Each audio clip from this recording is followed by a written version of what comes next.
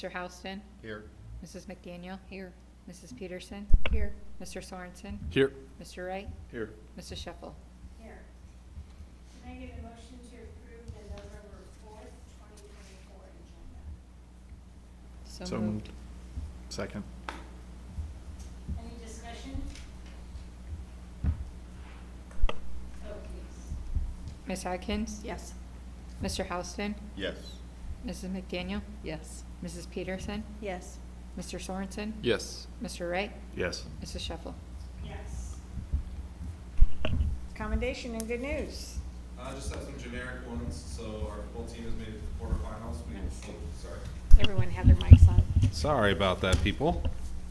So a couple good things. We have our football teams in the quarterfinals. They play ADM. I think this is the fourth time in 12 months we'll play them. So we play them again this Friday here at Lewis Central, and people are out there and listening. It'd be awesome to pack the stadium. Band, we talked about a little bit the last time. They had an amazing year this year. I think they've won trophies everywhere they went, and I think the drum line actually swept everywhere they went. So that's amazing. Cross country, they also had an amazing year. They finished at state as well. So that's always, especially jumping up to 4A. So we're 4A this year, and basketball, cross country, track, soccer. So jumping up, it's quite a feat now, because we're competing against, the schools that are, 3 or 4 times our size. So it's pretty awesome.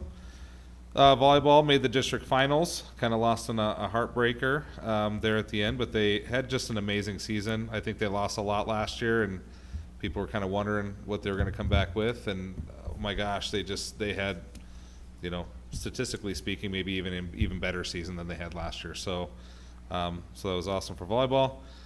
Veterans Day program is next Monday from 9:45 to 10:30. So if you're looking for somewhere to celebrate Veterans Day, come to the high school. Halloween parties just happened. I guess fall parties they call them. Just happened last week, and so it was nice to see. I saw parents and grandparents and aunts and uncles and friends and all sorts of people come into our buildings and spend time with their kids. So that was great. Our satellite voting took place as well a couple weeks ago, and we did have, right at about 300 voters, which when we originally booked that, they said that, usually those satellite voting have less than 100. So it was a pretty good opportunity. And I think as we move forward, I think that's something I could see us hosting on a regular basis, with or without any measure of our own on the ballot, just because it's a way to help the public. It's another nice opportunity to give people an opportunity, one, to come to our district and to step foot in our schools, but for people with mobility issues or don't want to fight the crowds or can't vote on a certain day, it just gives them another option. So that's it. I want to say one thing. Yes. Cheer just had their state competition. Oh, yes. This weekend. That's right. They did, and They they won got 2 medals. They got a second and a fourth. Yep, second place So- on their cheer dance, and then Yes. fourth place, I believe, on the group stunt. And they On the group worked their stunt. butts off because they They- came into the gym and trained, and They lots did and a lots of phenomenal hours. job. Yeah. Yeah. Yes, Anyone thank you else? for Yeah. reminding. Anyone else? Commendation or good news? All right, then we'll go on to comments and suggestions. This is the first time during our agenda that anyone in our audience or anyone listening online can type something into the chat to address the board. Okay. Okay, hearing none, we'll go then to our consent agenda. Can I get a motion to approve? So moved. Second. Is there an updated personnel sheet? Do you have that, Lisa?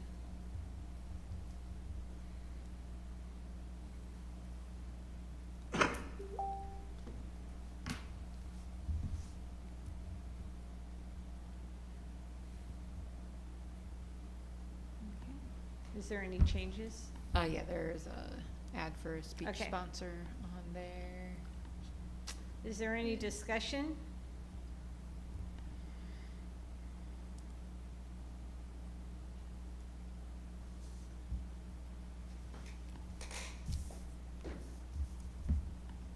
Vote please. Mr. Houston? Yes. Mrs. McDaniel? Yes. Mrs. Peterson? Yes. Mr. Sorensen? Yes. Mr. Wright? Yes. Ms. Atkins? Yes. Mrs. Shuffle? Yes. Report 6.01 Superintendent Report. Couple updates here. So we did have a change in some administrative rule or duties, responsibilities. We did move Miss Christine Denton. We are starting that high school alternative learning center, and hopefully we'll have that up by the second trimester. We've been talking about it now for about a year, and so it was kind of a good opportunity. We have some students we think would benefit greatly from it. So we're in the process. I just proved it today of looking for a part-time teacher to come and serve in that room. In the meantime, we now have Miss Christine Denton is going to help be the administrator in that room, and also is spending her time over the next few weeks creating all the processes, handbooks, procedures, et cetera, to so that way when kids come in, that we're ready to go. Again, this alternative education center is not, it's not like a therapeutic classroom. It's not strictly for students with disabilities. It's for students who the general education setting is not a great fit for them, either behavior-wise, attendance-wise, et cetera, and they need something different. A lot of these students end up being placed in homebound settings, or just don't ever come to school and want to do an online program, which we don't have. And so this is just an opportunity for them to take classes in a setting that's not in the high school, but yet is still on campus, so they still have to report. They can have varied schedules. They can, all their courses will be taken through online platforms, but yet have the help and assistance that a teacher physically present with them can give them, that if they were at home, they wouldn't have anything. So this type of program, I know when we implemented in Missouri Valley, our dropout rate went from about our graduation rate went from about 88% to 98%, just because it really catches those students who school's not a great fit for them. So we already have a pretty good graduation rate, but again, we're sitting at around 94%. So if this can help bump us a couple extra, that's fantastic as well. So, Christine Denton has moved into that role. And the only reason we were able to do that is because Desiree Jensen served as the assistant down there now. This is her 4th year. She's done a tremendous job. It was a seamless transition over the last week of moving her into that head role. Here at EOC, we've been helping her out. We also have Kent Stopak, who was an administrator here for 22 years. He retired, and so he's going to come back in a part-time capacity to help out as well. So lots of support in all areas, so all very seamless and good. As far as change goes, just a reminder to people that we have voting tomorrow. And so if you have to go to the back page in order to find our bond referendum on there, but make sure that you get out, make sure you vote, make sure you have your voice heard. And we did have change. The last one we have is you saw on the personnel sheet that we did have Jessica Walter, our LCLC director, is resigning for personal reasons. And she'll be done kind of the middle of November. So we're in the process of finding a new LCLC director. The reason I'm telling you guys this is because we're probably going to make a change a little bit, and we have been toying with the idea of moving LCLC in general, the operations side of LCLC, to the Education Foundation. That's what they do at Council Bluffs, and it really provides the base for the Education Foundation in Council Bluffs. And so we're going to try to mimic something here, because we do want to get through the rest of the fiscal year before we make that full transition. We're going to look at starting with having LCEF hire the director, and then we will just pay for their services, so they'll hire the director, and then instead of us hiring the director and paying the director, they'll hire the director and then bill us for the services. So that allows them to at least get a foot in the door, and we can start transitioning that program over. There's a lot more benefit to having them hold the program than for us to hold the program. So, and that's all I got. Is there any questions or any discussion? All right. We'll go then to our discussion item, 7.01, High School Program of Studies and Graduation Requirement Changes. So Step I on have up. invited the high school admin team to come, and obviously, when you make a big change going from trimesters to semesters, trimester schedule doesn't work anymore. And so it was a good opportunity for us to revisit all of our graduation requirements. And so for the last year and a half, this team, along with our high school staff, have come up with some really solid recommendations that they're gonna give you guys tonight. And so what you guys will do then is you guys will vote on the new graduation requirements tonight. And they'll come back and they'll kind of give you some snippets of like what's going to change in those graduation requirements and how that affects the course outcomes. They're not done with the whole program of studies yet. So you won't be approving a program of studies, but you guys will be approving graduation changes. So, because that does affect kids starting next year. And as they plan their courses for the second part, for the second 2/3 parts of this year, they'll need to know what those graduation requirements are. You guys have the floor. All right, thank you. Well, thanks for entertaining us tonight. I think everybody knows me, Joe Vinchetto, high school principal. Jim Haver, associate principal. Jamie Justison, assistant principal. So as Brent said, we have a very unique set of graduation requirements at Lewis Central. And so I tell you that because I do want you to know that we have spent a lot of time and a lot of effort in looking through these and vetting them appropriately, gathering some research, gathering stakeholder input, because again, they've been around for a while. They are very unique to Lewis Central, and we just felt like we needed to make sure we did due diligence to make sure that we looked at each and every one of these. Also, as Brent said, there we kind of have a catalyst for change with the change of semesters, and mathematically that does some stuff to our schedule. So there were some pieces that we had to look at in order to continue forward with the change in the schedule. You can click forward. So I want to be again. This is like a year and a half of thinking, lots of hours of meeting, lots of discussions, and what we call a BLT work session, much like you guys have work sessions. We call them retreats sometimes just for fun, because we have them in the summer and they're like 5 hours long. But there's a lot of thinking that has gone into this, and I'm going to quickly go through this tonight. So please, at any point in time, if I skip through something quickly or you've got a question, ask it, because I'm going to make a lot of assumptions just because we understand it and know it really well. But with all the thinking that's gone into it, please stop me at any point if you're like, hey, clarify this, please, because this doesn't make sense to me, or why would we do that? So these are some items here just as an FYI to let you kind of know where we started our process. We gathered all the information for these particular set of graduation requirements that we've had beyond what we call Chapter 12 and 4333. Those are the state requirements, which is also something that we reviewed throughout this process. So in addition to 4333 and Chapter 12, so beyond what the state requires, Lewis Central had some unique requirements in addition to that. And so we looked at those. We looked at what we call essential standards for those courses.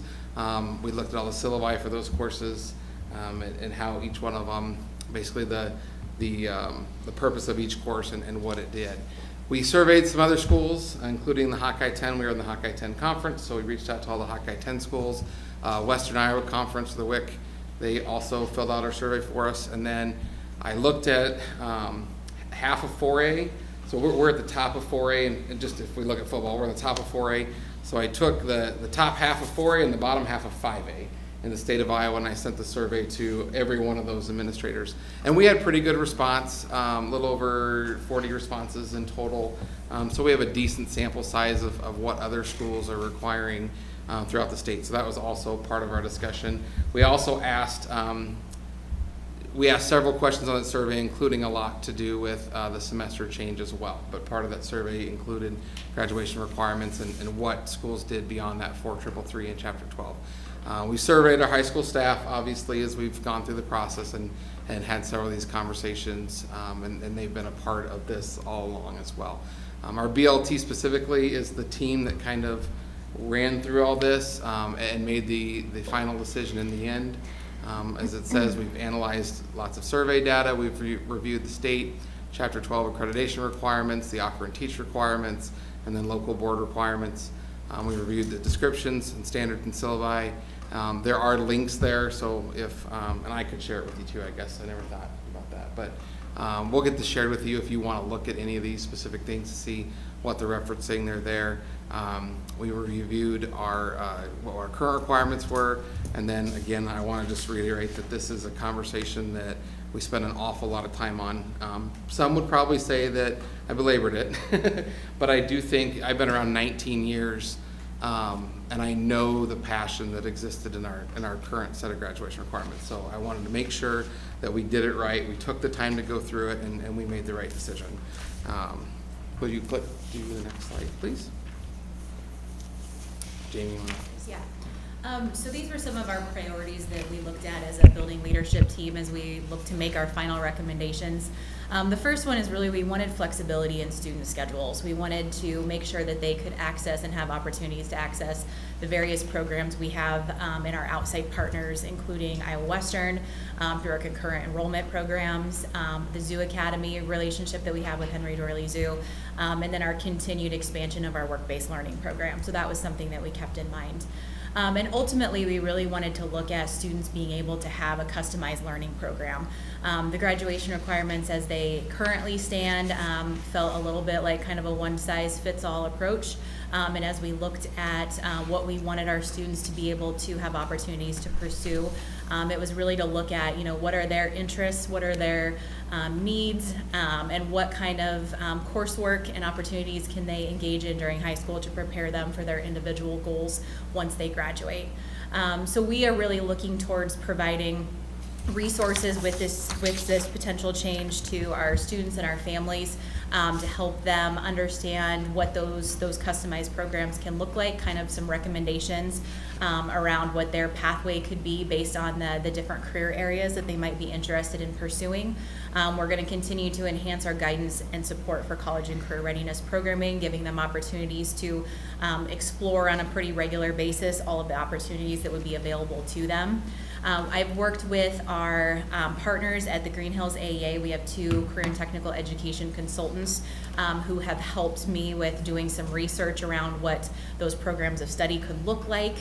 They actually spent a day with us along with Emma as well in our building, taking video of students in action in our CTE programs, as well as student and teacher interviews. We're going to try to put together some promotional videos so that kids would have another resource and families to kind of get that opportunity to experience what it's like to take some of those coursework, why they would want to take that coursework.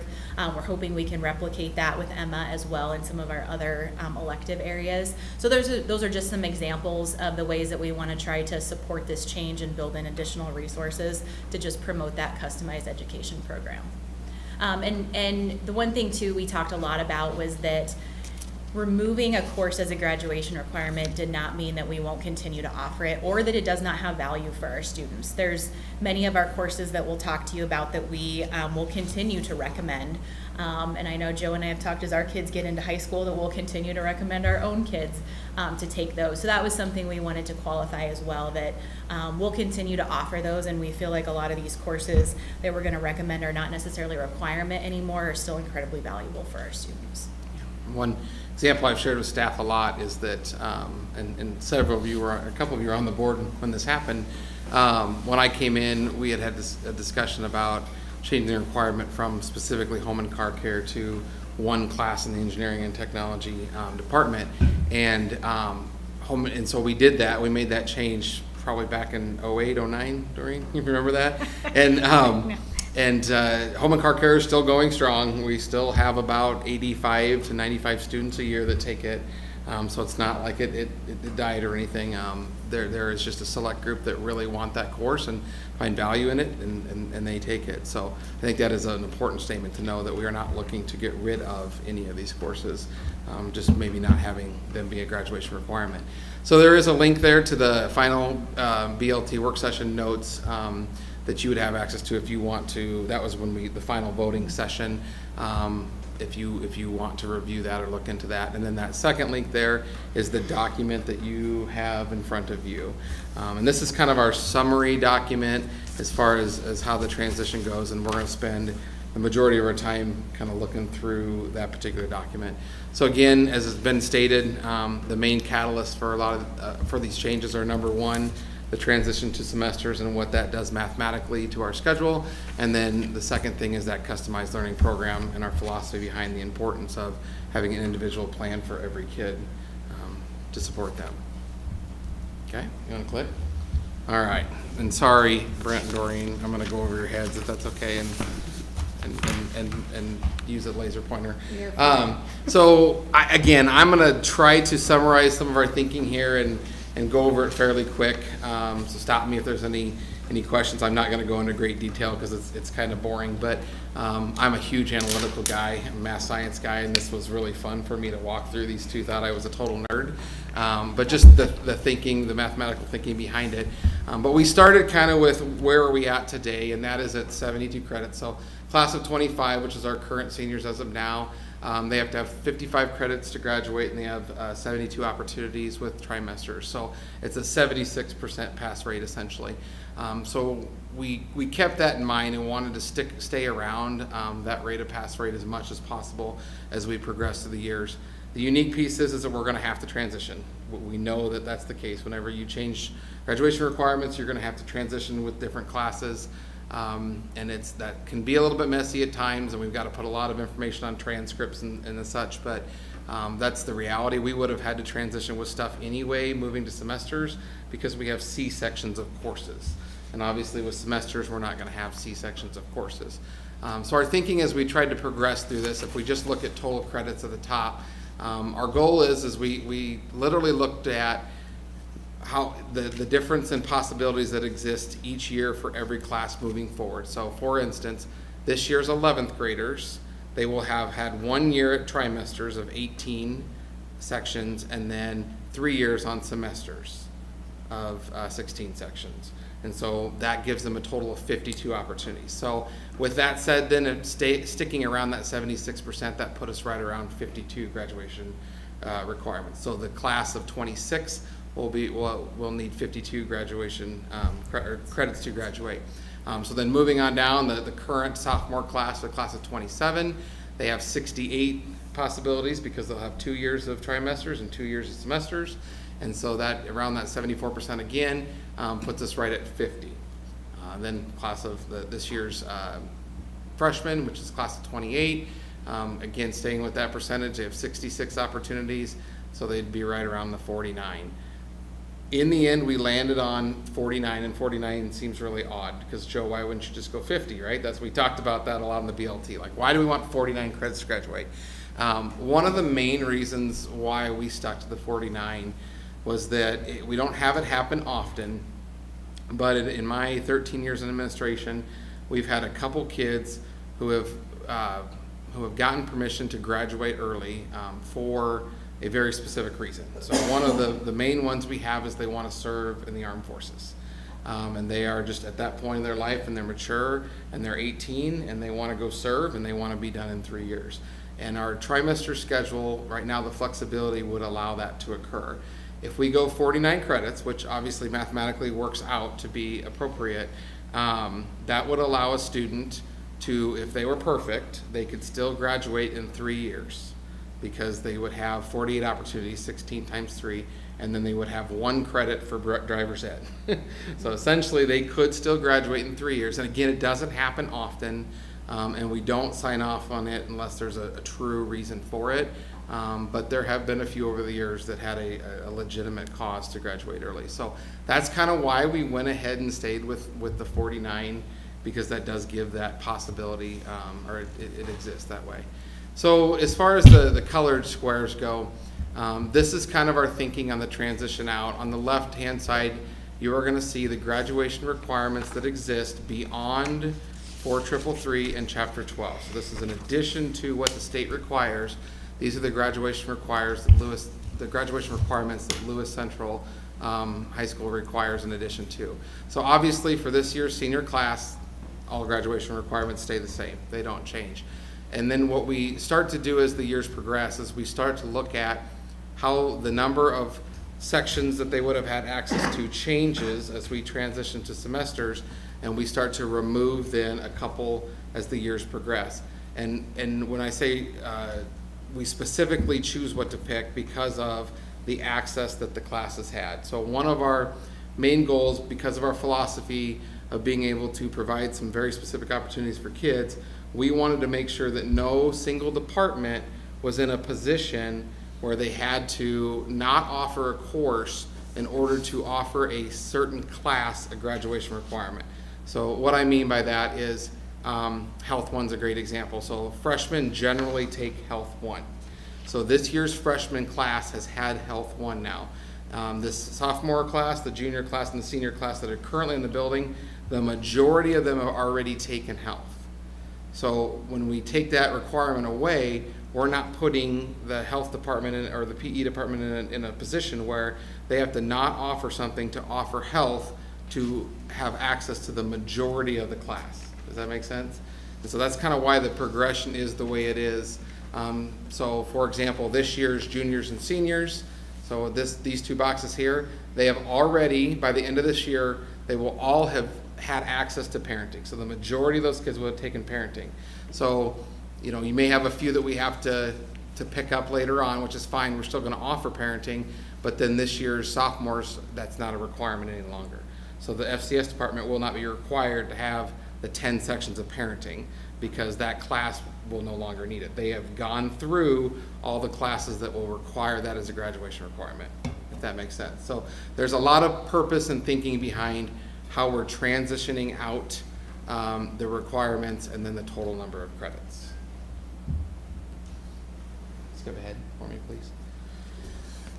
All right, so, yeah, English, right? Is English first? Okay, perfect, English. So this is where the 4-3-3 and the Chapter 12 piece comes into play.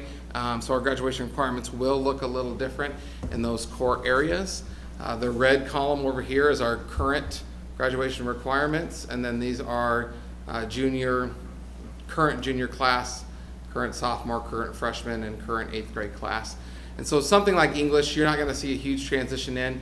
We now currently, so the 4-3-3 is 4 years of English, and we currently meet that 4 years of English through an English 9C and a Speech 1 credit. That's how we meet that requirement for 4 years of English. So you'll see, again, this is going to transition off. This year's freshman class, which is right here, they're going to take English A, B, and C. This year's sophomore class has taken English A, B, and C last year, and the majority have taken speech. So we'll slowly start to transition out of speech to one English elective from an approved list. And then this year's 8th grade class will be the first class that only has English 9A and B, 10AB, 11A, B, and 2 English electives. So that's how English will look as we transition. Next. Social studies is a little bit easier because we don't have any C sections in social studies, which is kind of nice. We only have ABs. One discussion though that I'm actually really excited about, the social studies department had some detailed discussions around government. So right now, these again are the current requirements, and this is 3 years. One of the 3s of the 4-3-3 is social studies, and so 3 years of social studies. Within Chapter 12, then it speaks to specific U.S. history and world history standards. And then within Common Core, there are standards that say you need to hit these standards in social studies somewhere at some point. And so we have handled it through U.S. history A and B, world history A and B, and government A and B. A lot of the discussions in the history department have been around the ability to get in some behavioral sciences. And so the determination has been made that we are actually going to take American government down to 1 credit or 1 semester, and then that will open up an opportunity for kids to take an elective social studies, and a lot of the offerings that we're looking to propose will be behavioral science offerings. That is pretty common. We are unique to have an entire year of government. That's not normal for most high schools. So the discussion wasn't too difficult to have, but they just thought about it. And a lot of discussions we have there are some pieces of American government we're able to get to that would be a really cool poli-sci course, for example. So we had some of those discussions around, let's make sure we're hitting the Common Core pieces, and then, or Iowa Core, I don't know why I keep saying Common Core, Iowa Core pieces. And then we can, if we really want to get at some of those other very specific political science standards, and we can do other courses. And that's for a future board meeting when we come propose a bunch of fun stuff to you. So this is kind of how that trickles out then in social studies. I think my pointer's dying on me. One more, other way. Okay, so science is a little bit unique. Science and math, right now, we currently have what we call concepts courses. Those are ABC sections, and so that's going to be a little bit unique with the change to semesters. So you'll notice our current requirements, again, you either take Bio A and B or Bio Concepts ABC, same thing for physical science, and then you have 2 science electives. But if you take Concepts A, B, and C for both Bio and Physical, then you don't need an extra electives because you already have taken your 6 credits of science, which is one of the 3s and 4 333. So as that transitions out, and that's based off a grade, so right now, freshmen take biology, physical science is for generally for sophomores, and so you'll see that kind of transitions out a little bit differently because of the change in class where the freshman class now will not have access to physical science concepts A, B, C. That just won't exist for them because it won't happen next year because of semesters. So they'll have biology A and B, physical science A and B, and then take 2 science electives. And again, one note I didn't point out is you see the bottom asterisk down there. We have a lot of students that do fun things and different things that take different pathways. One very common one is physical science. When the state changed that requirement, physical science B is mostly chemistry. And so we have students that know they're going to take chemistry, they're on an advanced track. They actually test out of physical science B to take chemistry. And that works out just fine because they want a higher concentration within chemistry, not a very broad scope of chemistry. And so they test out a B and then they take chemistry A and B to get that background a little more in depth. Math is similar to the science route because of the concepts. A couple changes, we will be changing some of our names. Why in the world we have Algebra 1 and 2 and Algebra 3 and 4 is beyond me. The state calls it first year algebra, second year algebra. So I'm not sure what we were trying to do with that years ago, but maybe it made sense in the time.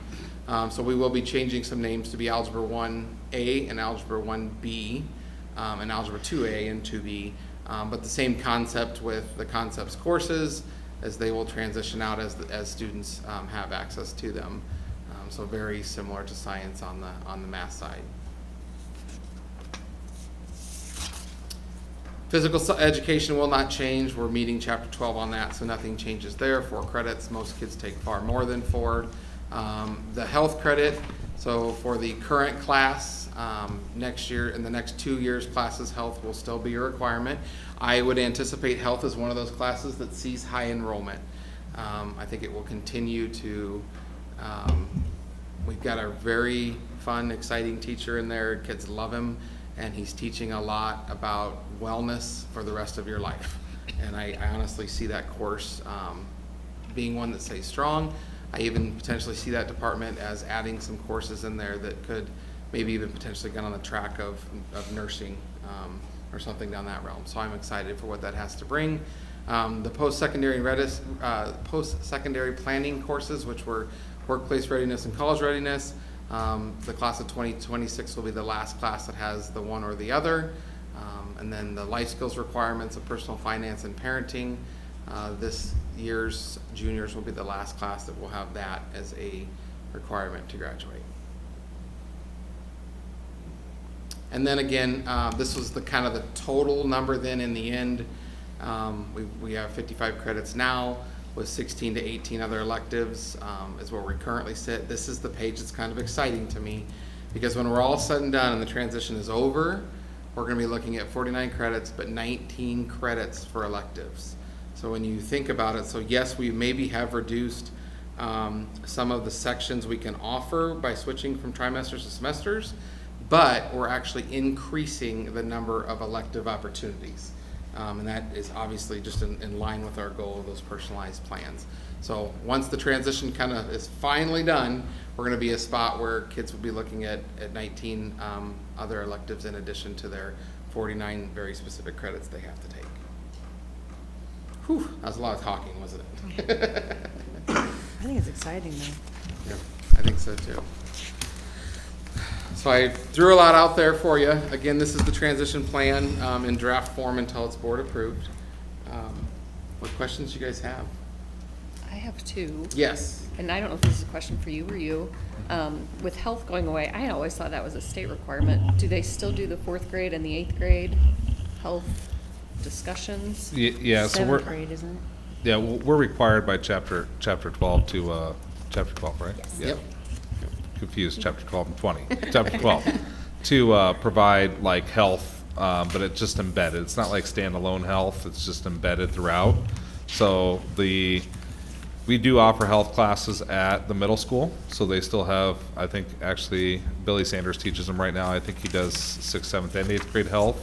They do it as an exploratory, so they still have those courses as standalone courses, I think, but then in the elementary, their health is just kind of embedded.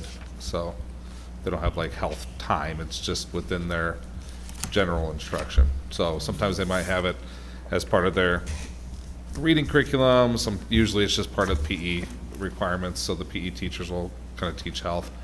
We do have a requirement to teach like sex ed, that's still a requirement, so. What grade is that?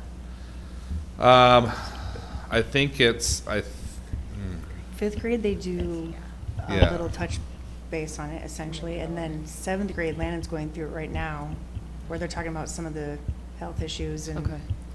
yeah, back when I was a middle school principal in Missouri Valley, I did all of the boys for 6th, 7th, and 8th. So I helped the FCS department. So she did the girls and I did the boys, and 6th grade was always like a very like relationship, like get to know people, like have appropriate conversations. 7th grade was like, this is what this is, and then 8th grade is, this is what will happen to you. And so it was like, it very much like elevated each year, so. So we had lots of discussions over health. Honestly, that was and I've got all the survey data from our staff surveys linked in there that you can look at.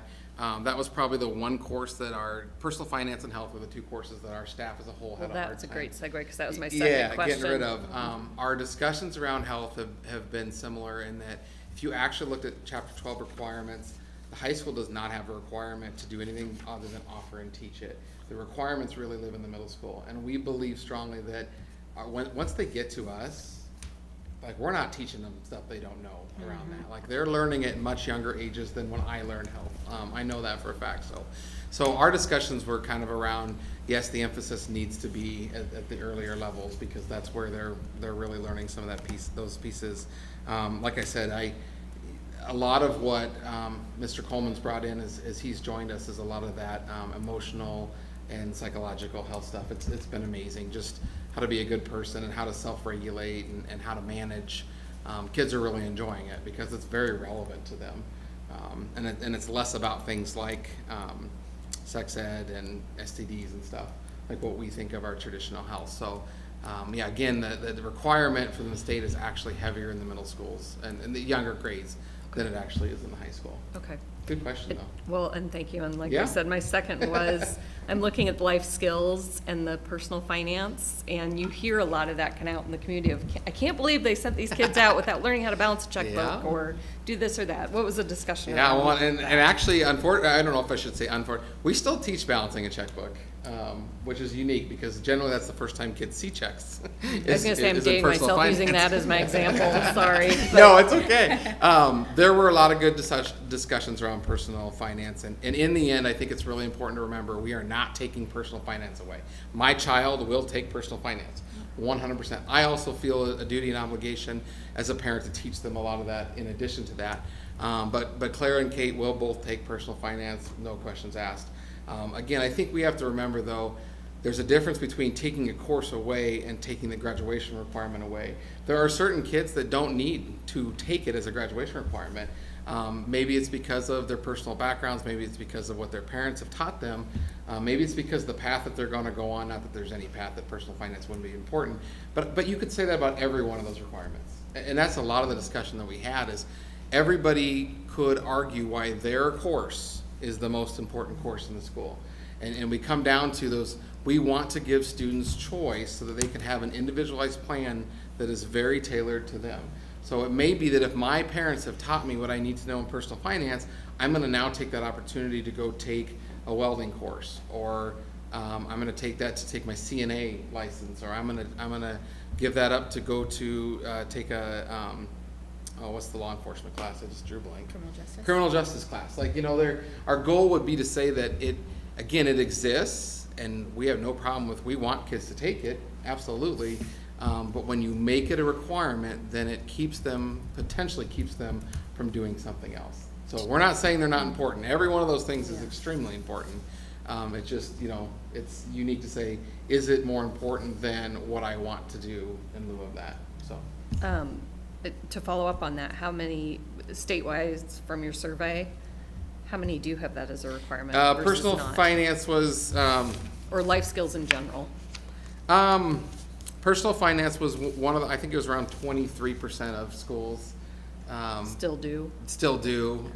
So personal finance is unique because 5 or 6 years ago, it was actually put into Chapter 12 as a requirement. We felt really good because we already had it in place. Then they took it out of Chapter 12. You know, and that may happen. I mean, that stuff always ebbs and flows. There was a lot of talk about a very specific computer science requirement that was going to be put in for graduation, and then ended up being an offer and teach requirement only. You know, so that legislation, it changes all the time.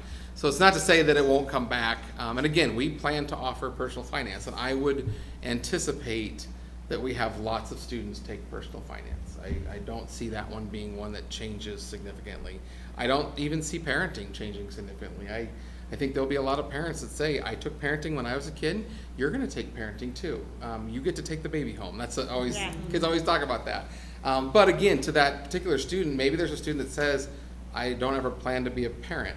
Like, that is not in my radar, and I don't want anything to do with that. So I would rather not take parenting. I would rather take this course that is really gonna get me to where I need to go. You know, so again, it's not that we're not offering it, it's that we're not requiring them to take it. I like it that you're giving kids the chance to make their own decisions, because you always hear our kids say, because your kid's a similar age, why do I have to take this? It's not interesting to me. So giving them that control so they can feel like they're in control of their future, I think it's crucial for them, you know? And can personal finance be put into the math class somehow? It can if a math teacher teaches it. Okay. It Just can be, wondering. but it can only be, well, it can be counted for offer and teach. It will not, it can't replace what you Sure. have to teach. But in just the- to have that little piece in Yeah. there to kind of give them a little Yeah. insight. Unfortunately, we don't have enough math teachers to free Yeah. it up. Personal finance is odd. You can be a social studies teacher or a math teacher or a CTE teacher to teach personal finance. So it's a unique one that actually Yeah. has a lot of licensure. Well, and they still have to have the other electives, so, 19 credits, so it's not like, it's just that, it's like when we talked about home, or the car care. I mean, so many people now, they'll just go and get their car, the oil changed for $20 or $25, or if they have a coupon for. They don't need to learn that, or they call AAA and someone comes out 3 hours later to change your tires. So I mean, that was the discussion then. And so I can understand. And will this help students that transfer into the high school?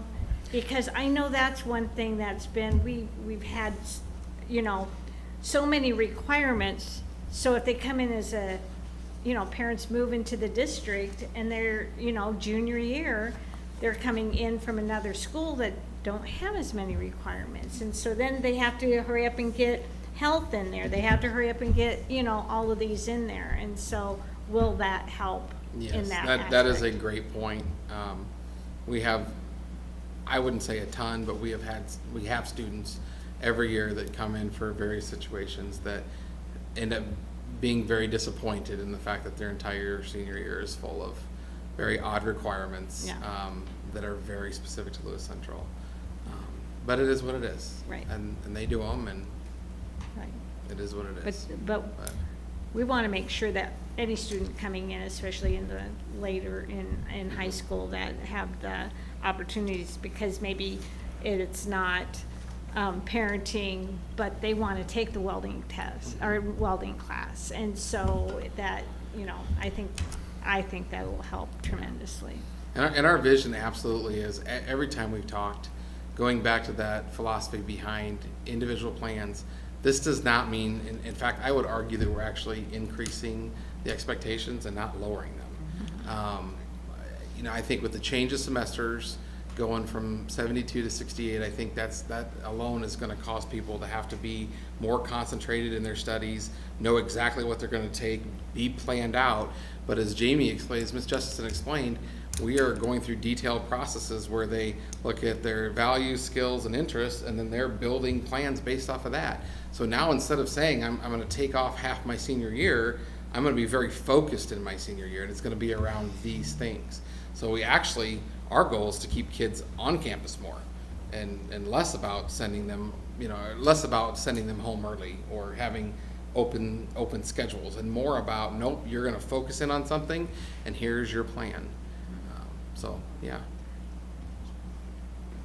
Have you guys talked about, with more students having the ability to just make their own decisions, have you guys discussed from like a staffing standpoint, what if, I'm not thinking it's gonna happen, but what if we have an elective that currently was very busy that now all of a sudden is not, kind of like the rollback plan from a... Yeah. We've looked at lots of scenarios. And I can share any of these docs with you. We ran through a lot of scenarios prior to requesting or asking for a change from trimesters to semesters, because we didn't want to be in a bad situation there. That's where our 8-period day came about, is we looked to see what we could handle and what we could staff and resource, and that's why specifically an 8-period day. So yes, those discussions have occurred. To say, I don't know if I would use the word contingency plans, but I think we're gonna be in really good shape. We may have a few areas that we've already talked to about recruiting. We're gonna come back to the board in December, the second board meeting in December, and we're gonna have a few requests for some new courses, which is actually really exciting. Each one of our departments is building a strategic plan, and we've got one folder that they all live in. And departments are coming up with, they're really looking at their scope and sequence within their department and saying, this is what we need to add. We need to focus on this. So for example, Family Consumer Science has talked a lot about, man, if we could offer some sort of early childhood track, like this is something we are missing, and is a huge demand and need in our community. What could we do now, knowing that I don't have to teach 12 sections of parenting? Would it free me up, even if I had 6 sections, that frees them up to teach some of those courses that we haven't been able to offer? So no, I don't believe that we will be caught off guard and that we'll all of a sudden find out we don't need an entire teacher. We've looked through all that, but we don't know all the knowns. I mean, that's a reality. We don't. What I anticipate, especially for the first year, I guarantee that our freshman class, a lot of them will come in and they will sign up for speech and health, just like they have for years, because that's what they know and that's what's comfortable, and that's okay. That is completely okay. And so I don't know that I don't anticipate any big surprises, but we'll deal with them as we come, and we've got some other things we're discussing and considering for some intervention type stuff too, and I think we could probably utilize several of those staff members for some will type interventions too. So I don't anticipate any huge surprises where we completely end up with a staff member that's not utilized at all. So do you? No, and I think the biggest thing, and that's the exciting thing that's been, is knowing that a lot of these elective courses, we're not going to have as many sections as we did in all those. We know that, but we've really been looking at what opportunities do we have for kids. Like if they're not as interested in that anymore, it's not a requirement, then what are things that we're missing? What are things that we can add into our programs? So I think that's kind of something that's happened because of this too, is that now we're looking at potentially adding more coursework into our programs as well. So, I mean, there's a lot of different benefits. I use the making this term, change. I use the term butts and seats. I probably shouldn't say that, but that's just like a scheduling term that we use all the time. Like, we have X amount of students and they have to have a place to go. So like, I mean, we have to have teachers. I mean, like, they're gonna, be in programs without a doubt. So. But I will say that, I was a CTE teacher, and so one of the exciting things that I thought was always nice was, I did have flexibility to kind of create the classes and the coursework that I thought would be attractive for kids, and it is competitive, and it actually made me a better teacher because I had to work harder to attract kids to attend my class, which meant that I had to offer content that was more applicable and more interesting than, sitting back there. Sometimes I think when you teach a required course, it's not that you're not fantastic teaching that required course, but, you don't have to, put as much into it. Now, if all of a sudden you have to get people interested in your course, and you have to get them to come, and you have to get them to engage, and, it's kind of exciting, and you could look at it two ways. You could look at it and be like, oh man, like I'm gonna have to work harder, or you could be like, wow, I have the flexibility now to create content that's unique to what my interests are and what I believe other kids' interests are, and that's exciting. So I'm excited to see what type of coursework that our staff can come up with.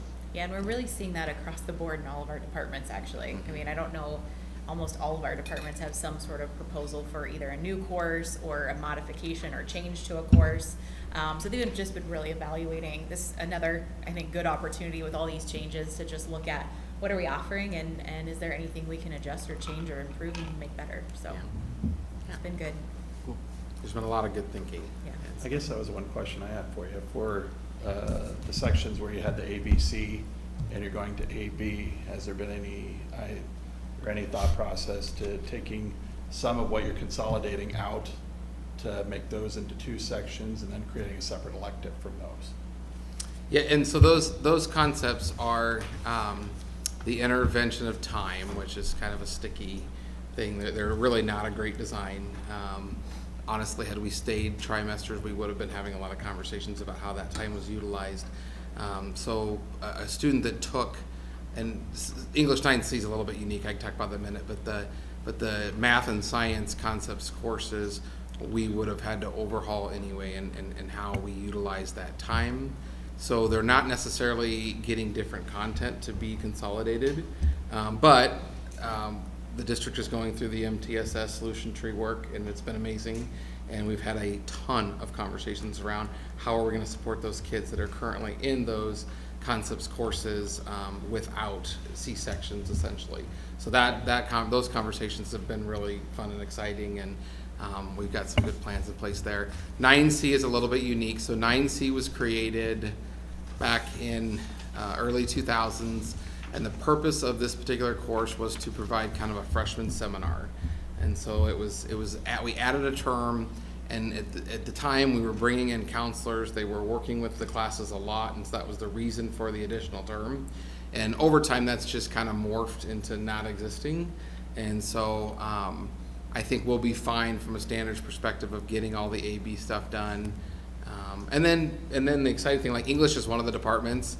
They are like over the moon about this opportunity. I mean, I've learned about more different types of lit than I ever needed to know about. But they're so excited about the different possibilities and options that they could offer, that kids could take as that, under that 2 elective English credits for their 4th year of English.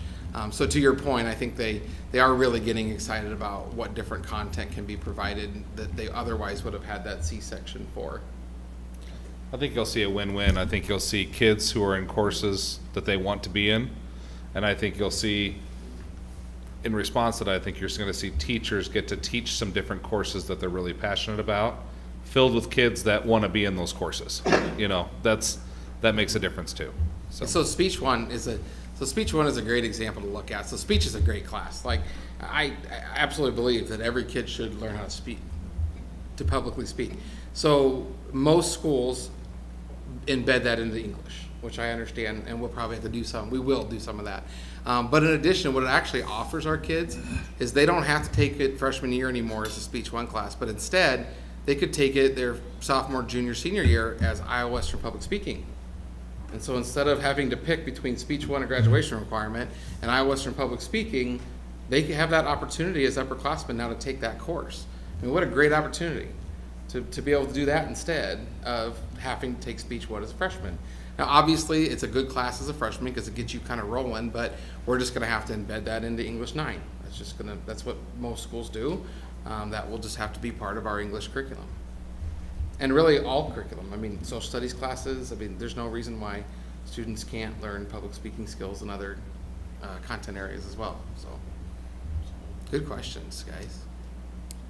A lot of work went into this, you can tell, so thank you. A lot of work went in. Like I said, I probably belabored the process a little bit there, like kind of getting sick of me. We But just wanted to do diligence to the process and make sure we were doing the right thing for kids, so. Yeah. Are there any other questions? Well, I know change is not easy. And when they change from semesters to trimesters, and now going back, because all we're here to do is to serve the kids, make sure they have all the opportunities that they can have. And not everyone goes to college, but this gives them some opportunities to explore and see what they want to do for their future. And I think as long as we keep the rigor in it and we keep them engaged, that's the main thing. So, Thank you guys for your no time. other? Thank you for all the much. work. Thank you very much. Yeah, thank you guys. Good evening. You too. All right, we'll go then to 7.02, 200 Series Policy Review Updates and IASB Alignments on the first reading. So I'm going to have you pull up the first one, and so a lot of the majority of the changes when you pull up the policies, and I'll just have her pull like the first one up just to show you. All you're going to see is a date change at the bottom, so you're just going to see red date change. If you go to like there's one I called their notable changes, Series 200. Those are all the policies that actually have notable changes. The first one I have Lisa go to is the 200.3, responsibilities of the board. So the original board policy that we had written called for, you guys said there were 3 duties to perform: the legislative, executive, and evaluative. They added in a 4th duty, quasi-judicial, and then they put kind of what that means down below. So that just means that when you guys hear a matter of some sort, your guys' decision on that would stand up as law. Okay, so that's just a duty, responsibility as provided by from the state to you guys as a board of directors. So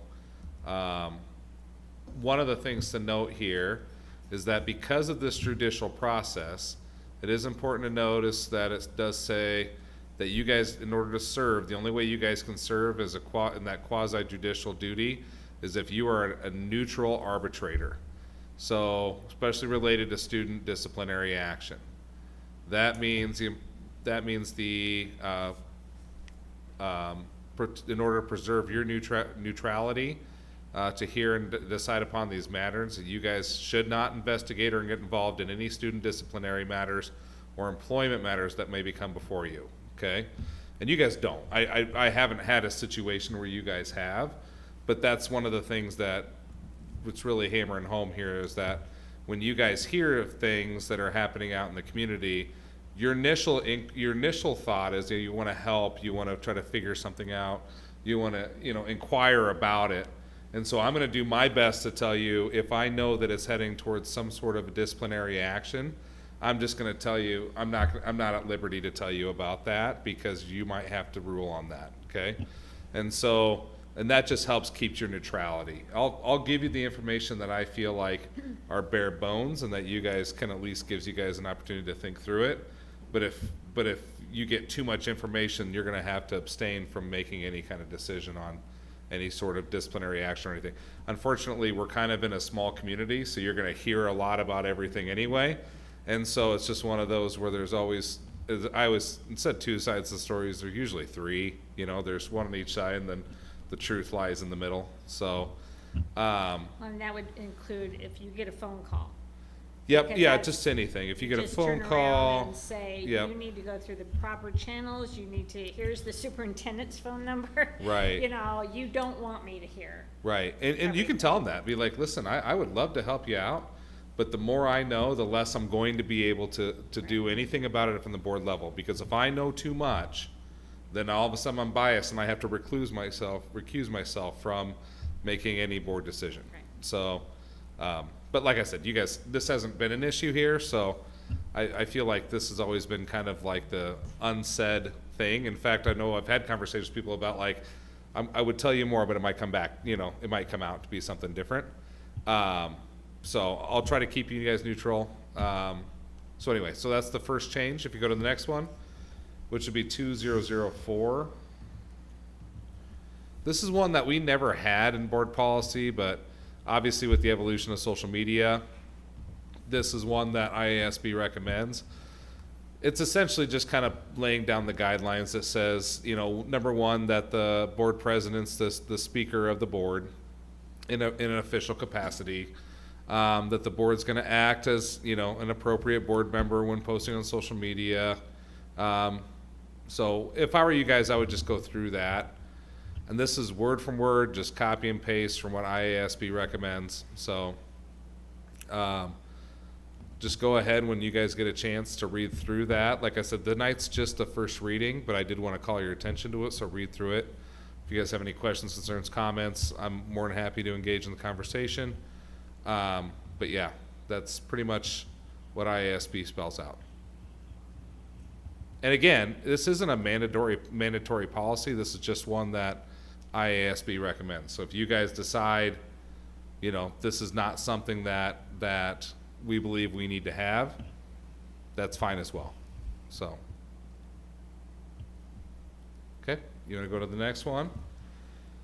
Would be 203, conflict of interest. This is the one I think we actually need to spend a little bit of time on talking, because I know it's been a topic conversation in the past, and because it's just time. It's the time that we review it and time renew it. So this is the one that 200.3. No, 203. 203, sorry. 203. There it is, left. Okay, blow that out for me, please. So this right here just says board members need to be made objective. It's conflict of interest for you guys to get direct compensation from the school district unless exempt in this policy for anything other than reimbursement of actual necessary expenses. So they did add, it used to say you can't be an agent for school textbooks or school supplies, and they've added in including sports apparel equipment or equipment in any transaction with the director, officer, or other staff member of the school service during your term of office. It is not, so this is the one you guys have to decide on. If you want this in there, we need to take it out, because they changed the Iowa code here in the last probably last 5 years, really since this has been updated, and really because of COVID. So COVID kind of created a situation where they were so in such dire need of employees that the state came through and said, okay, we're going to allow board members to work for the school, but up to a certain point of payment. And so, in certain cases, this has worked out. I would say, in my opinion, for the vast majority of situations, it's probably not a good idea. It's just my opinion on it. But there are some situations where, if you needed a ball coach, if you needed a bus driver, if you needed a substitute, and you can't find those things, and you have a board member who's willing to take on that duties, responsibilities, you are now able to, per Iowa code, make up to $20,000 a year and still serve in a capacity on the board. So, again, that's kind of, what just kind of depends on if you guys want that piece or not. Can we also revisit, if you scroll down to the bottom of Yep. this? Yeah, we'll revisit the next section as well. Is it, oh, okay, Yep, I'm sorry. Yep. Just as we're talking about that and the expenses, I know we added that spousal requirement Yes. that wasn't part of Iowa code at all. Right. That was a Lewis Central thing, so. Yep. As part of that discussion, I just wanted to mention Yes. that. So just kind of, I thought we could just kind of bite this, because there's a lot of stuff in it. Like there's, Okay. maybe if we just take a kind of a tone or conversation about the upper part about, do you think you guys should be able to work for the district in some capacity and get paid? Or for future board members? I don't have a problem with it. What's that? I don't have a problem with that if somebody wanted to help out as a sub or. The only thing is, as being on, sitting at the board table, we want to eliminate or help eliminate any conflict that could come to the board table. So if you have a spouse or a board member that works in the school, that could bring conflict to the table.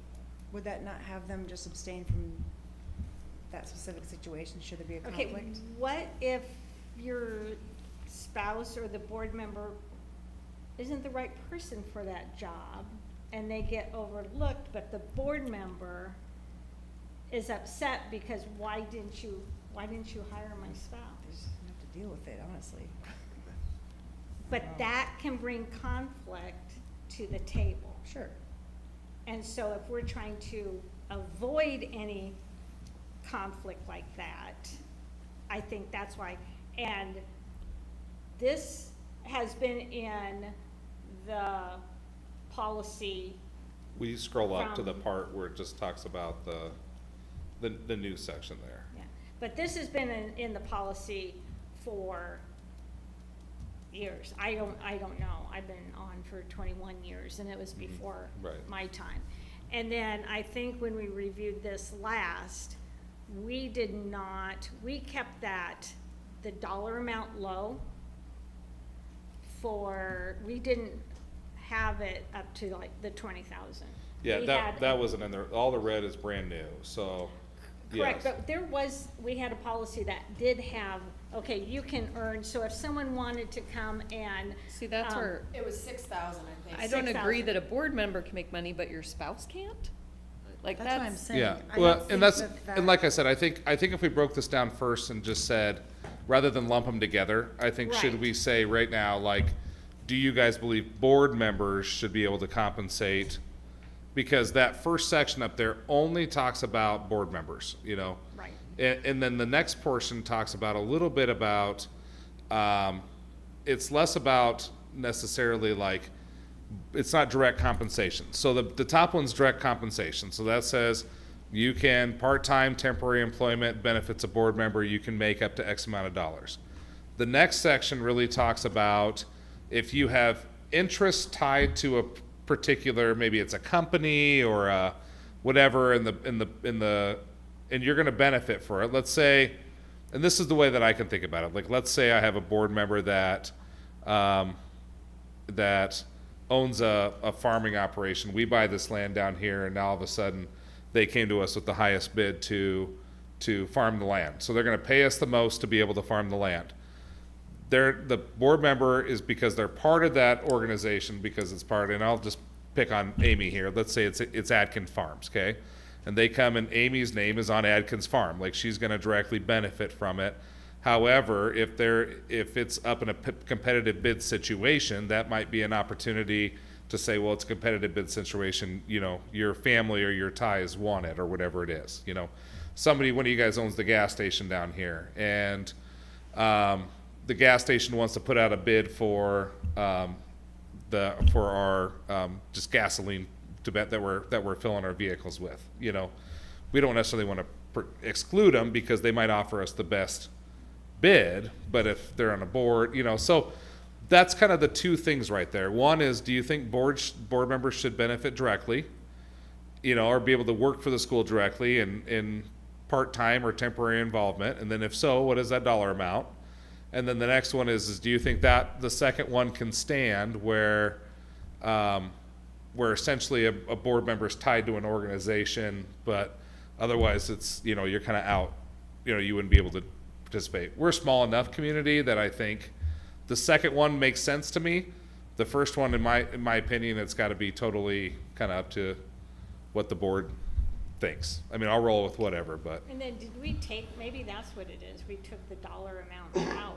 Yeah, And it's like, then no one can. yeah, we couldn't make, Yeah. we can't make a dollar. Right, right. Because we had them in two separate didn't we? Policies. No, this is the only policy that we had on it. But up above, if you go up,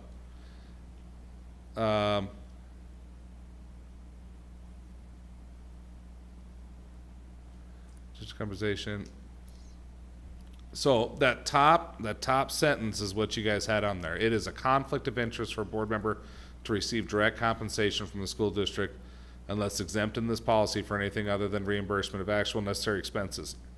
So the next one is your exemption. It says it's not a conflict of interest to receive compensation for duties, for contracts, for the purchase of goods or services benefits a board member, or to compensate for part-time or temporary employment which benefits a board member if the benefit of the board member does not exceed X amount of dollars in a fiscal year.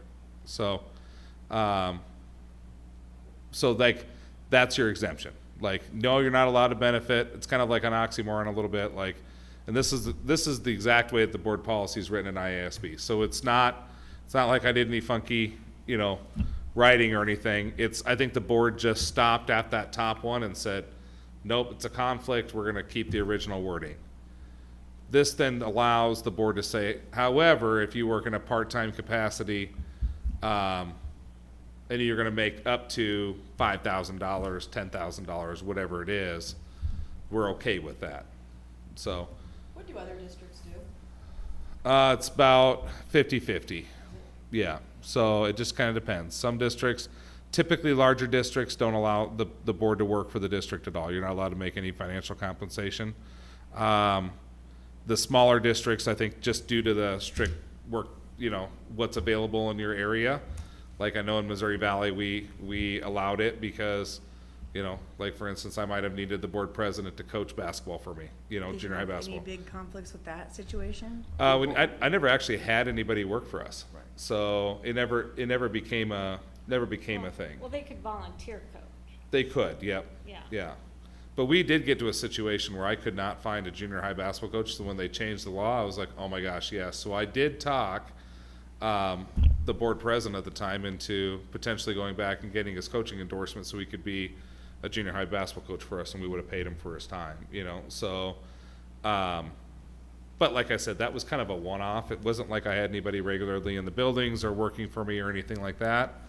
I would say at this particular juncture, like, we're not as in dire need as maybe some of our smaller towns, that I'm looking around saying, oh my gosh, please come and sub for us, please come work for us. Don't get me wrong, we can always use people, but I'm not here advocating for it because, I'm very neutral on it. Like, if we want to do it, I think fine. If we don't want to do it, it's fine. So it just kind of is up to you guys. But you're right, to your point. I mean, I have seen nightmare scenarios in which board members, they get overlooked for a position. It usually happens in like coaching or something like that. And then it's like, there's not everybody's as professional about those types of decisions. It's easy to say, well, you have to deal with it. It's harder when the board member's not as professional and they're like, why, I should have gotten that position, so but you could say that too when we get down to the next session about spouses or kids or anything. I mean, your kid applies for a position, they don't get it, why didn't my kid get a position? And we can do that right now because kids can apply. So.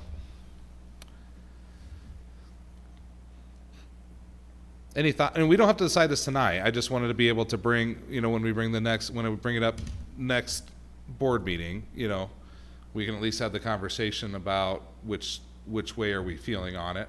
So, and I can reach out to you separately too after you guys have had a few days and just kind of talk through it and just kind of say. I have no problem in stating my opinion. I don't see that there should be any reason that it's necessary for us. Perception is reality. And I like how we did it from the previous years because perception's reality and our perception is we don't make a dime. That's one thing. But if they say, oh, we can make money, then everything will be scrutinized. And everyone will start asking questions. And it's opening a Pandora's box that I don't think we have the need to do so. So it's my opinion that we're on the board to serve. We're not on the board to make money, and That's pretty much it. I mean, it's cut and dry as that. I personally would not take money from the school, but that's just me. But that's my thought process, just to keep everything above board, 100% transparent, 100% like pro bono. Right. So I'm gonna just play devil's advocate. And it's not that I want to benefit from the school, that's not, but there are times where I have been asked to help in the auditorium or be like a house manager, and I do it on a volunteer basis, strictly because I'm not willing to give up what I do here. Now, would it be nice to be able to say, yeah, I could do that? I would love to be able to do that. Would it affect my decision-making here? I don't believe so. I've been doing this for 15 years, and I don't believe that there is anyone who could make me challenge what it is that I believe. I've been on the flip side where my daughter applied for a job in the district. Not a teaching, but a coaching. She did not get it. Never once did I, come at anybody and say, well, she's an Adkins, she should have had first choice, absolutely not. If my kid's not qualified or my spouse is not qualified, then they don't get the job. I mean, that's just pure and simple. If I'm not qualified, then I shouldn't be within the district walls. But at the same time, it would be kind of nice to have the flexibility to be a substitute in the district, this is my home. This has been my home for more than 40 years. And I believe that, and this won't be for every board member, but I know that I could keep the two roles completely separate. Now, I'm not gonna argue with anybody, and I'm not saying that I'm gonna vote against this or anything like that. But I do have a different perspective on it a little bit. And I'm just throwing it out there, but I'm sure not going to cause a stink and say, well, it should be because I wanted that. No, I'm just throwing it out there. I see it the way that you do, and I do think that we are here to question things and to make changes. Things don't always have to stay the same just because it's how it's always been. And so looking at it the way that you just brought it up is true. Like for me, I volunteer, but I would love to come in and be a sub one day. I mean, I have time during the day, and for me, it comes from not selfish, but personally, I would love to be able to do something like that. But it's not about the money either. It's just your value. It's about and your being time here. is valued. Right. So it's like, and it's 20,000 up to 20,000. So it's not like. And it wouldn't even have to be 20,000. Yes. If that was a determining factor and we think that 20,000 is too high, if I could sub 1 or 2 days a week in the district or work, a half a dozen dance competitions in the spring at the auditorium, I'm not out to get a full paycheck from here by any stretch of the means. It would just be nice if that opportunity did present itself, because I think, you have somebody who wants to be in the building. You have somebody who wants to make the connection with staff or students. It's not somebody who's simply looking for that $165 a day. Well, I see it too as like, for example, Titan Hill, I don't know if they were short-staffed or whatever, but they needed help in the office, so it's like, I would have 100% gone up there and helped out had I been able to, Yeah. So And just looking at things Yeah. from a different perspective is super important, especially for us sitting here as a board, Erin, I'm gonna piggyback off something you said, that just because something has been that way, it doesn't always have to be. I don't necessarily have a strong opinion either way on this. I've still struggled with from years ago when we added the spousal piece, Because I know several of us have had children work in this district, but for some reason spouses were held to a different standard. The spouse piece was in there before. But We it's not didn't add Iowa it. code. But So right, it, it could be it- taken out, we though. can We take it out. kept it in there. We didn't take it out to match the Iowa code. Correct, sorry. We had a Right. discussion about it to change it then. Right. I'll restate that, and we didn't change it then. We kept it as, how it's always been. Right. To Erin's point of, we don't always have to go with what's always been. Yep. I think that's something we need to revisit, because I think there would be excellent school board members who might have a spouse who is a teacher, who is a para, who is a bus driver. And they can't run for school board because of that, I or agree. they have a spouse who wants to become a part-time basketball coach when we desperately needed one, and that wasn't able to happen because of this policy. So I think, I've seen reasons why I would like that to go away, because I don't think it's even with how we've treated children versus spouses, and to me, those are very similar Yes. If my conflicts of child lives interest. It's the my same roof. conflict of interest. Yes, My almost, spouse lives under my yes. roof. Why is it okay? Because they can both come home and vent to me. Mhm. You know, and I'm gonna hear both sides either way.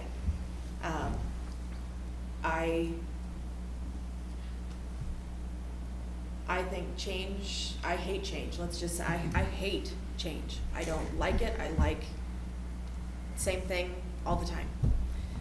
But I think sometimes we do have to step outside of the box that we've been comfortable in for 10, 20, 30 years, whatever it's been. Daryl, you wanna chime in on this? Yeah. But. Right, because Darrell Wiley, that was one of the things that was brought to him, is like, you got on the board just so you can get your wife hired at Lewis Central. He goes, my wife is never gonna work at Lewis Central. Not He only that, goes- but we have We no don't- say yeah, we don't- that's why in it's. hiring or firing of. Right, but he, uh, was his but thing was people, the yeah. conflict. Well- Because It's okay. it's the teachers. It's just like if I go in as a volunteer, I've had teachers, I'm a board member, so they're in my ear. You go in and everyone's great here, but what if they don't like you? They are gonna Then- do it though, whether I'm getting a Correct. paycheck from the district or not. Correct. I'm just throwing that out there. They're Right, still but it gonna can bring bend my ear. conflict to the board table. Is not that not similar though to having spouses work within the same school at this, and you know, it's, you can go on and on about it, but I think it's okay and it's a situational topic, so you don't always have, like, we're not all gunning to go get a job Right. for the school district, but if there are spouses that are very qualified, why are we Right. passing up opportunity for people that have experience just then we've because had- it's been that way? Conflict at the board table because a spouse wasn't able to work there. And there was But this is the time for us tension to and change. conflict at the So- board table. And that's all I'm saying, is that we want to avoid any conflict sitting here. And that could be, at some point, it can be, or if you have to fire a spouse or something. You might not, oh, okay, fine, but someone else, it might not. And you're gonna find that, I mean, if you hired, since I don't have a spouse, if you hired my best friend to come in and teach, I'm going to get just as emotional if she gets fired or if she doesn't get the job, that I'd probably get more emotional over her than I would a spouse. So the limitation on the spouse, I think, for me personally, even not having one, I do believe that that could potentially be out of date, because I can tell you, I can walk into any building in the district and I know a whole slew of people. And any one of those people, I would be disappointed if something happened and they got in trouble, or, you know, so I guess maybe it's because I don't have the significant other that I see it as a broader net that's going to catch more people that I care about. So, again, I'm not gonna sit here and, you know, argue my point until I get everybody else to see my way. Well, we're not even No. voting on this Nope. tonight. Yeah. And so I think that would be something for everyone to to think about and bring back. Yeah, I think one of the things you could do as far as your own employment is, I do wonder if it would be a bad, you know, if it looks bad. I know it's not bad, because here's the deal, not any of you are probably gonna work for the district anyway, or in a very limited capacity. But I wonder what that looks like if we change the policy to say, oh, we're gonna compensate board members up to $20,000 now, but yet we're asking for a bond tomorrow. You know, like I don't know what that looks like, you know, versus, you know, hey, we're gonna, if we do choose to compensate in a very minimal role, substitute, bus driver, et cetera, maybe that cap is real low to start. Maybe it's like a $5,000 cap, you know, we'll call on your emergency situations if you're willing to do something, but outside of that, and that just gives us some flexibility to be able to do something like that versus, you know, I think that, I mean, for some people, I mean, $20,000 is a lot of money, you know, and so Yeah. I think if you kept it real limited to 2,000, 2,500, 5,000, even in the subbing world, you still got to sub like 40 times to get to $2,000. So, you know, Yeah. I mean, so that's, you know, it's, if you could think about something to limit it to that level, and then the spousal, you know, the special conversation, I can go either way. I have seen and been close with people who have had situations where that hasn't worked out great for them, and I know that when they look for jobs, the first thing they're going to ask is if you allow spouses to work for the district. And if you do, that's going to be a deterrent. However, that number of people is very small compared to the large network that I have. And my own board president in Missouri Valley had a spouse that worked for the district, and we had 0 issues, none.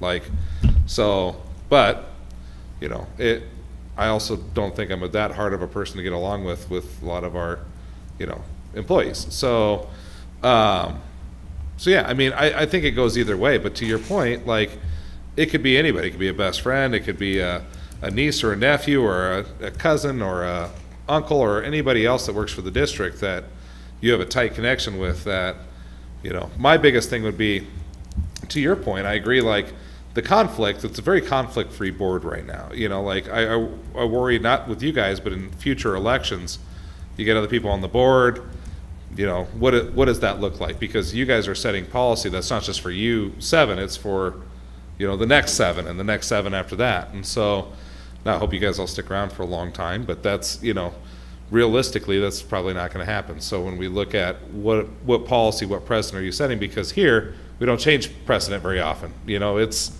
going to be here for 20, 30 years. So if that's the case, you know, just think outside the box like that. Like I said, I can go either way on either one of these topics.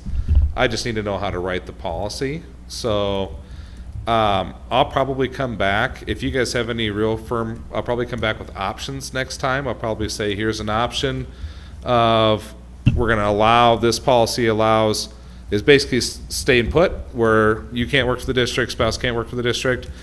This policy is, we're going to allow you to work for the district, spouse still can't work for the district, but the amount's set at this amount. Option 3 is both you and the spouse can work for the district. You know, here's the amount, you know, kind of 1, 2, and 3. Is that kind of what I'm hearing? Maybe, and then you guys can collect your thoughts. Right.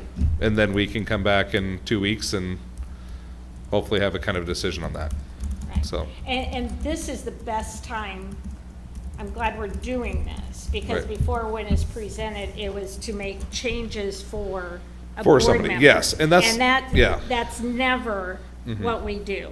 Right. We need to, outside at this time, no one has an application in or Right. something like that. So this is the best time to discuss this. Right, I think And it's a make very changes if neutral, that's- everybody's, you know, there's nobody here that's gunning for anything. Nobody's even told me, like, want to see this change. This is just, it just so happened it comes up. We did 100 series last time, we're 200 series. Right. When I came across this policy, I'm like, oh man, here we go. Let's Right. get this conversation over with, so. Yeah.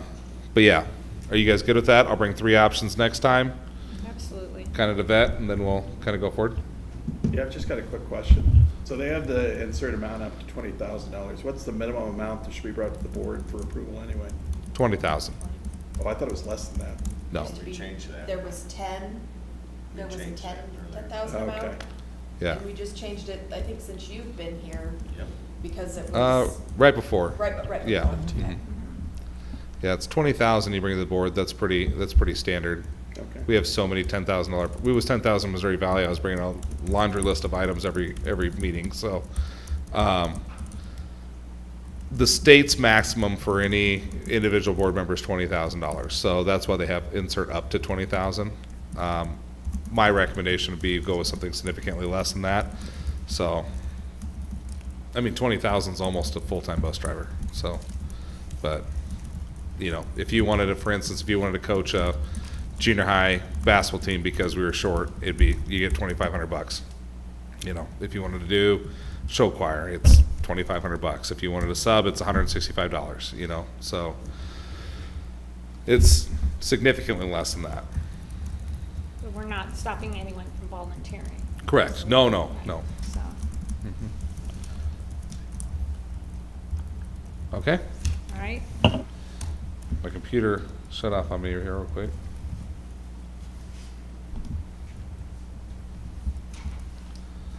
Okay. Next one I had was, this is just an FYI, if you go to 212 and 212.1, these used to be two separate policies. So it used to be exempt session and closed session used to be in one policy. They've just split it into two. So exempt's a new policy, but all it is the exempt section, section that was in the closed section, section and session. Two very difficult words. Maybe I need a speech class. So, so they took the exempt section, made it its own policy out of the closed session policy.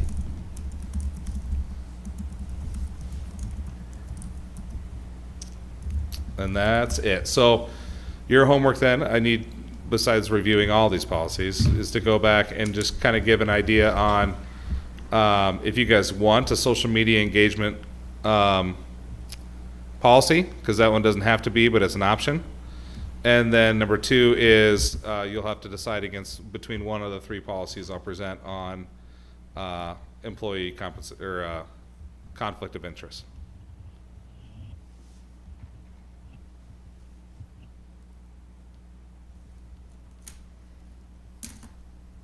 Okay. any further discussion? All right.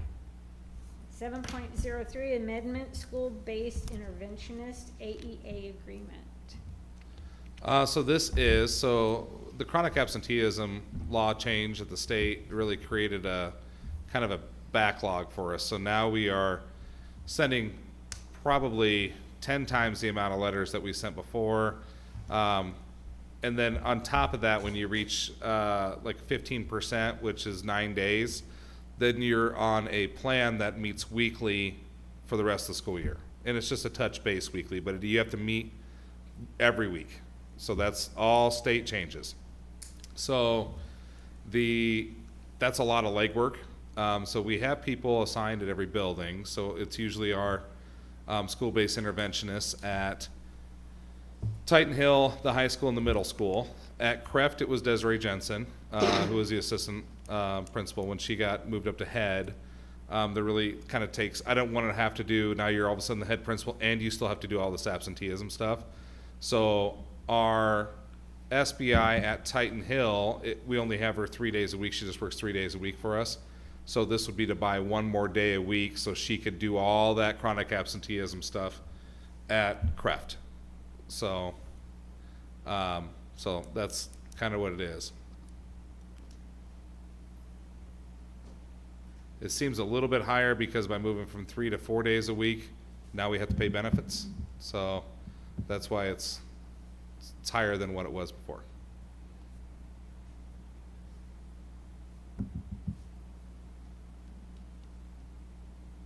Any thoughts on this? Any discussion? Is 14.5 the total? Or That's is the that total. On top? That's on top. Okay. Yep, so it's additional 14,500, so she'll spend 1 day a week at Kreft.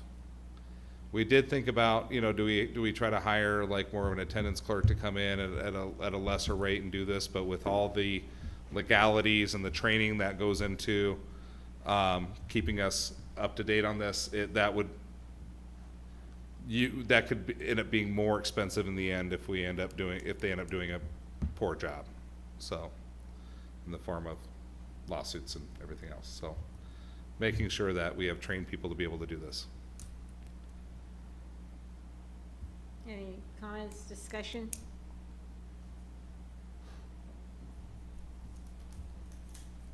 All right, we'll go to comments and suggestions. This is the second time during our agenda that anyone in our audience or anyone online can type in and address the board.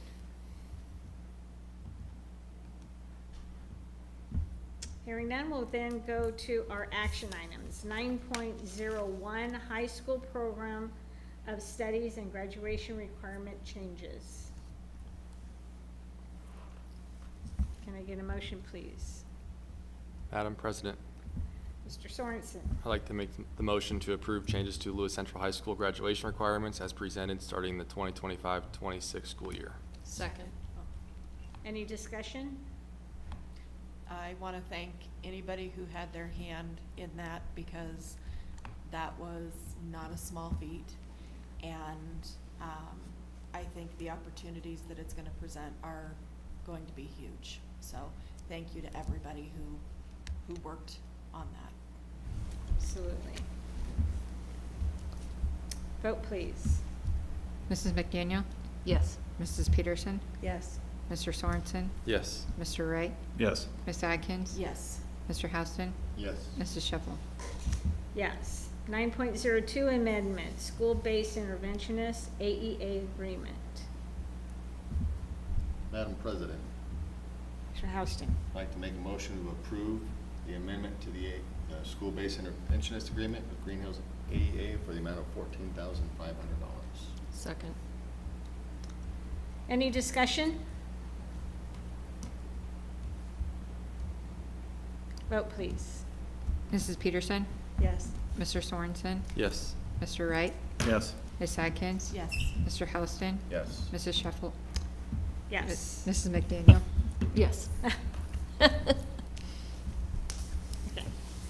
All right, items of interest, future board meetings. Our next regular board meeting will be November 18th at 6:30.